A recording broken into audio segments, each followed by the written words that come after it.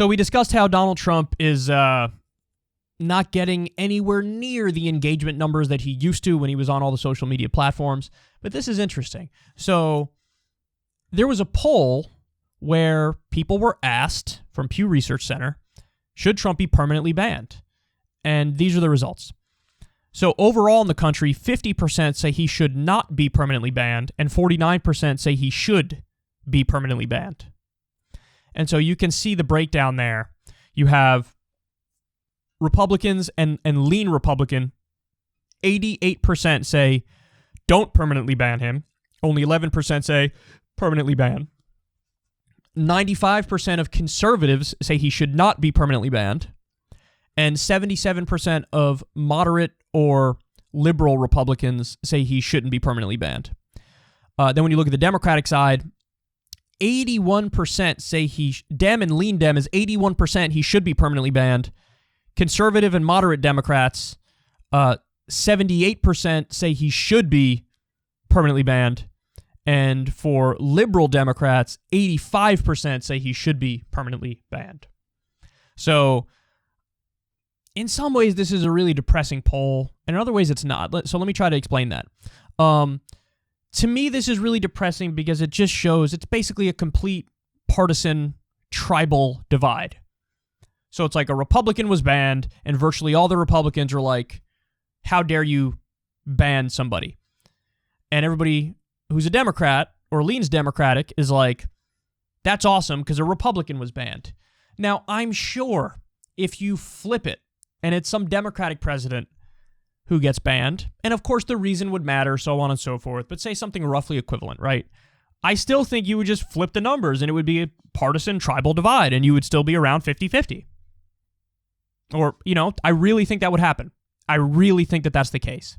Now, I'm just guessing, but it's really not it's not an extreme position. It's a very educated guess. And to me, I'm depressed by that. I'm depressed by that because it shows nobody's thinking about this in a principled kind of way. People are just thinking about it in terms of, is the person on my team or not on my team? That's really sad, man. We should aspire to be a lot better than just tribal partisan idiots.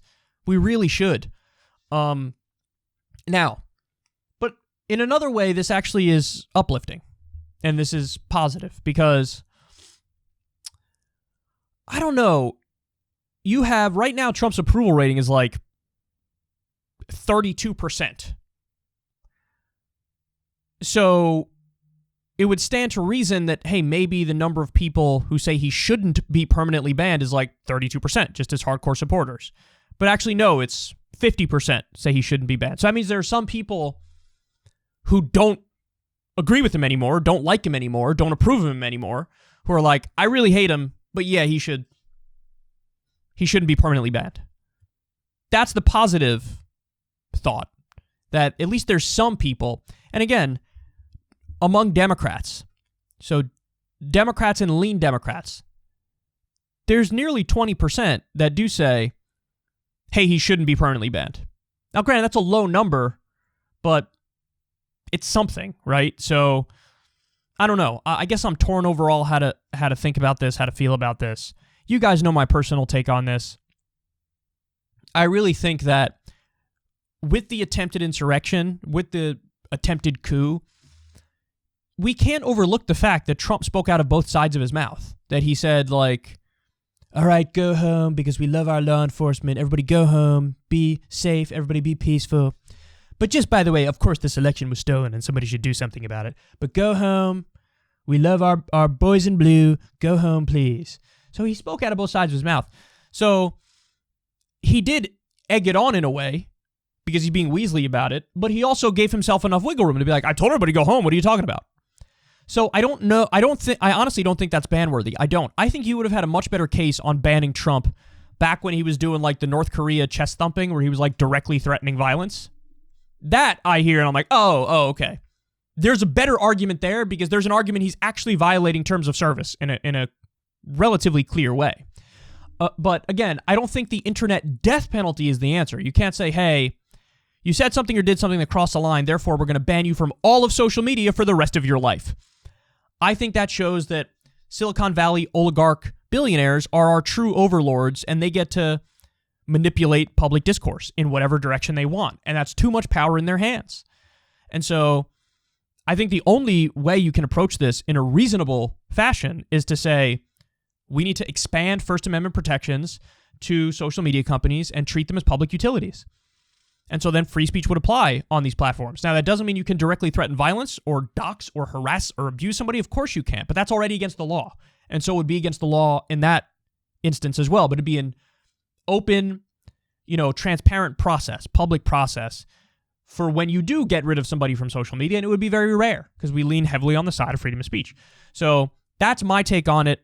I honestly wish that we had, like an 80-20 on this, but we don't. And that does make me kind of sad. And again, people will realize what a mistake it was when the slippery slope becomes even slipperier. Started with Alex Jones, then it was Trump, and then all of a sudden it was a number of prominent Antifa accounts on Twitter. It was Chapo Trap House on Reddit. It's a lot of lefties under the guise of they're Russian bots or something. So this doesn't end well, man. There's a reason why historically the left was always the biggest supporters of free speech, because they knew we really challenge power. So we're first in line to be censored and deplatformed. And at some point, a lot of people forgot that lesson, but we didn't.